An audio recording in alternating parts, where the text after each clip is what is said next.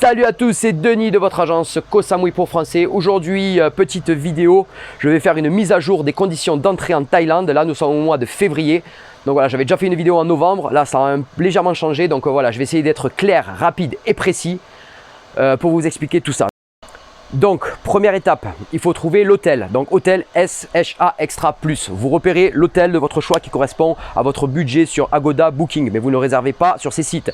Vous prenez le nom de l'hôtel. Ensuite, vous le tapez sur Google. Vous allez sur le site de cet hôtel. Vous leur envoyez un mail leur précisant que vous voulez pour le Thailand Pass qui vous organise les tests PCR jour 1 et jour 5.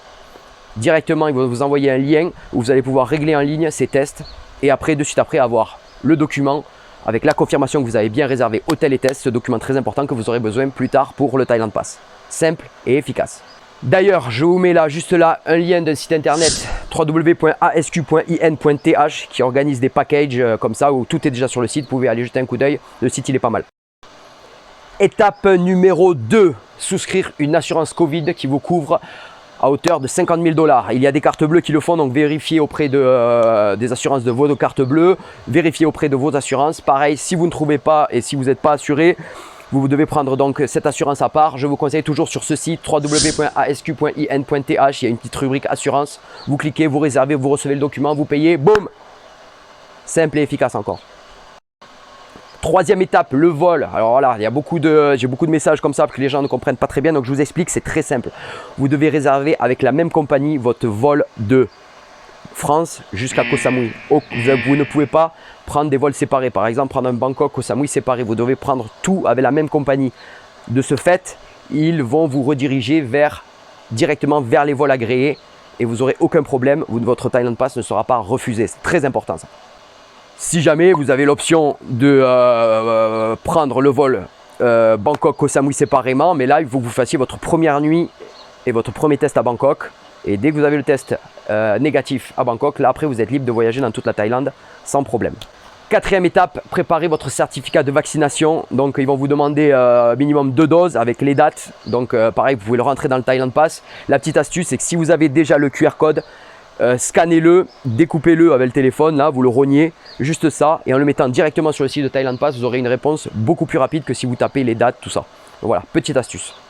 Dernière étape, ça y est, c'est parti, on fait la demande de Thailand Pass. L'adresse, je vous la mets juste ici. Donc voilà, vous avez tous les documents qu'on a vus précédemment. 3 astuces, 3 choses à retenir. Il vous faut une adresse Gmail parce que il y a d'autres adresses Hotmail et tout ça qui font des bugs avec le site Thailand Pass et vous recevez jamais. Donc essayez de créer une adresse Gmail juste pour l'occasion. Autre chose, normalement tous vos documents en format PDF ça passe, mais j'ai lu qu'ils préféraient en JPG, ça va beaucoup plus vite et votre demande est acceptée beaucoup plus vite. Donc n'hésitez pas à aller sur Google et de transformer vos fichiers PDF en JPG. Il y a des petits logiciels gratuits en ligne, ça prend 2 secondes.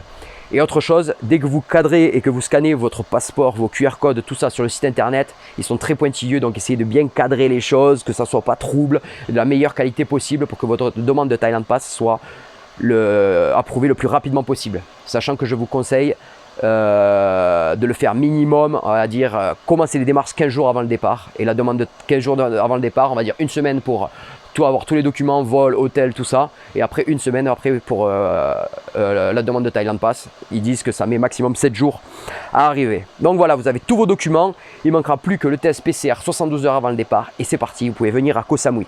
Si vous ne le sentez pas, vous pensez que là, tout ce qu'on a vu précédemment, c'est trop compliqué pour vous, n'hésitez pas de passer par une agence comme Rapid Visa, Action Visa. Vous leur envoyez les papiers, puis voilà, eux, ils s'occupent de tout, ils font tout à votre place. Ça coûte, je crois, une 50 ou 60 d'euros. Et voilà, parce qu'après, si vous ne parlez pas très bien anglais sur le site et que vous pensez que vous allez galérer, passez avec eux et comme ça, vous avez cette option de sécurité.